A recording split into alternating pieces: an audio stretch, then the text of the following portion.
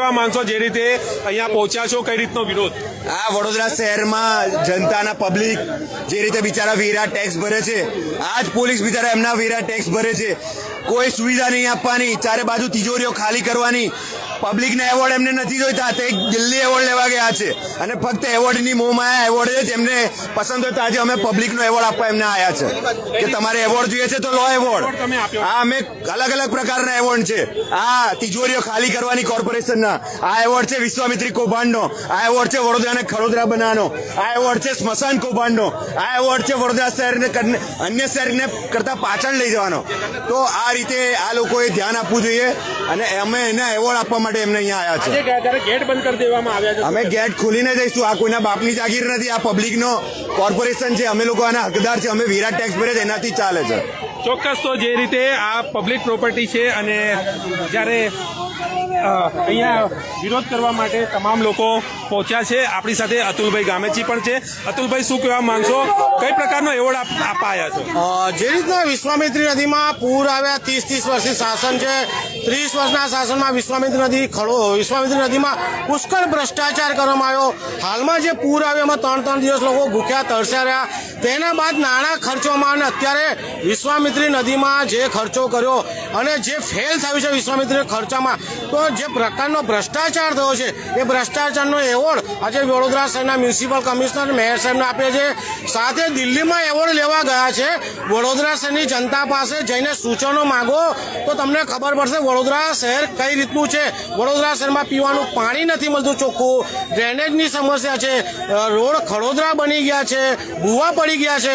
તો આ એવોર્ડ વડોદરા શહેરને સ્વચ્છતાનો જે મળ્યો છે, આપ ખુદ આવતીકાલથી તપાસ કરો કે વડોદરા શહેરમાં કેટલી જગ્યાએ કચરો છે, કેટલી જગ્યાએ ગંદકી છે. એટલે ક્યાંક ને ક્યાંક આવા ખોટા એવોર્ડ લઈને આવે છે. અમે સાચા એવોર્ડ આપવા આવ્યા છે કે વિશ્વામિત્રીનો જે કૌભાંડ થયું છે એનો એવોર્ડ આજે કમિશનર સાહેબને આપવા આવ્યા છે. વિશ્વામિત્રીના કૌભાંડ બાબતે એવોર્ડ આપવામાં આવી રહ્યો છે. સામાજિક કાર્યકર્તા કમલેશ પરમાર છે. કમલેશભાઈ, કઈ રીતનો એવોર્ડ આપશો? આજે અમે વડોદરા શહેરને ખડોદરા કર્યું છે એના માટેનો એવોર્ડ લઈને આવ્યા છે.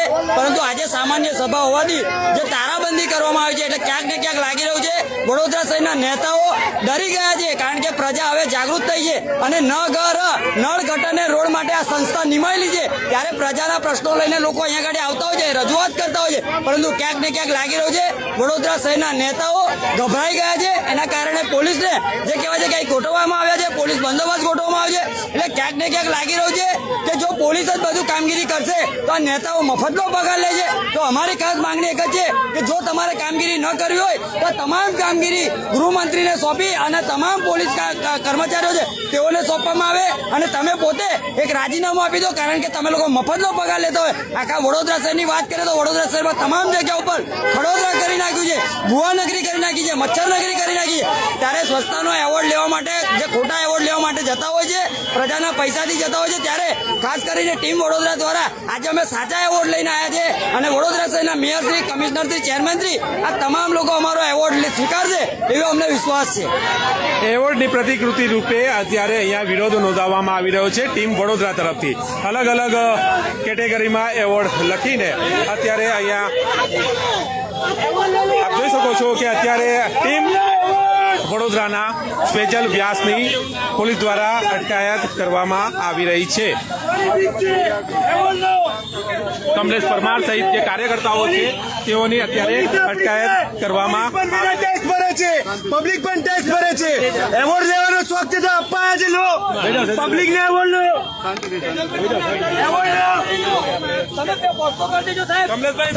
આ મેયરને એવોર્ડ આપજો સાહેબ, આ મેયરને એવોર્ડ આપજો સાહેબ. તમે પોસ્તો કરી દેજો. તમે પોલીસ મિત્રો છો સાહેબ. તમે પ્રજાની વાત સાંભળજો. અત્યારે આપ જોઈ શકો છો કે તમામ જે કોંગ્રેસના કાર્યકર્તાઓ હોય, ટીમ વડોદરાના સ્વેજલ વ્યાસ હોય, કમલેશ પરમાર હોય, આ તમામની અત્યારે અટકાયત કરવામાં આવી રહી છે.